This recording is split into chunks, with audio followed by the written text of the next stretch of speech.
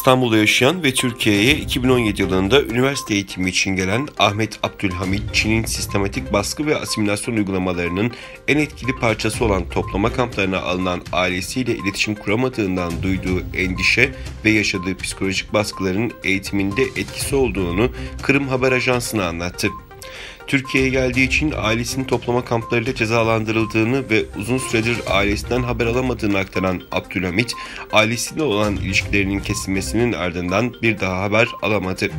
Yakınlarıyla da hiçbir iletişim kuramazken 2019 Eylül'de dolaylı yollardan bazı bilgilere erişti. Ahmet Abdülhamit ailesinden 4 kişinin toplama kampına götürüldüğünü, ikisinin şu an dışarıda, diğer ikisinin ise içeride olduğunu söyledi.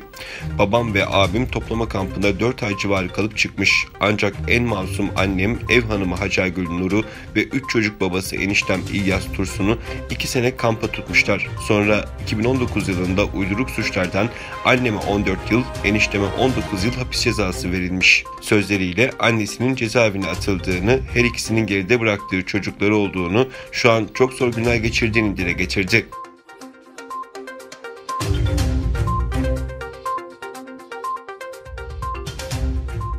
Peter Winter'ın haberine göre Çin Komünist Partisi 2014'te yasalaştırdığı İslam'ı Çinileştirmek kanunu kapsamında Henan eyaletindeki 1000'den fazla caminin Çin tarzı tapınak görünümüne dönüştürüldüğünü bildirdi.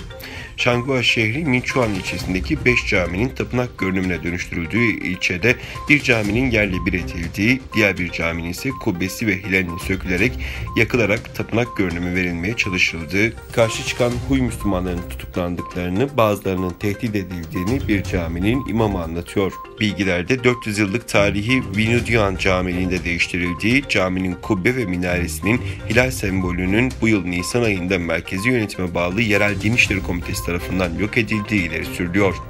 Çin Komünist Partisi, İslam dinini Çin sosyalizmine uyumlu hale getirme nişanı çerçevesinde camileri Çin tarzına dönüştürmekle birlikte dini değerlerin yok olması adına çeşitli engeller, baskılar ve kontrol uygulamaları yapıyor.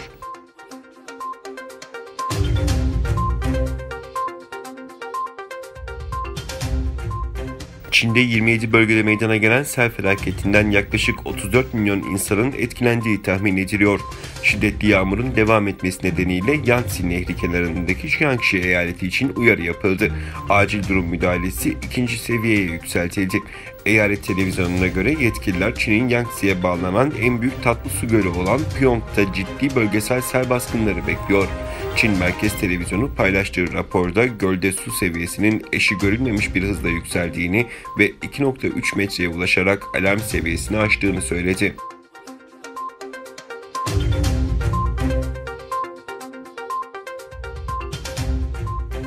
Çin'in Wuhan kentinde ortaya çıkan yeni tip koronavirüs tüm dünyada etkisini sürdürmeye devam ediyor.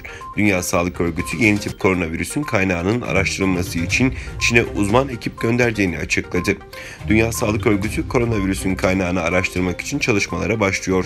Dünya Sağlık Örgütü Genel Direktörü Tedros Adhanom video konferans yoluyla düzenlenen basın toplantısında pandemiyle mücadeleye devam ederken COVID-19'un kaynağını da araştırmaya devam ediyoruz. Şu anda 2 Dünya Sağlık Örgütü uzmanı diğer bilim insanlarıyla araştırma yapmak için Çin'e gidiyor ifadelerini kullandı.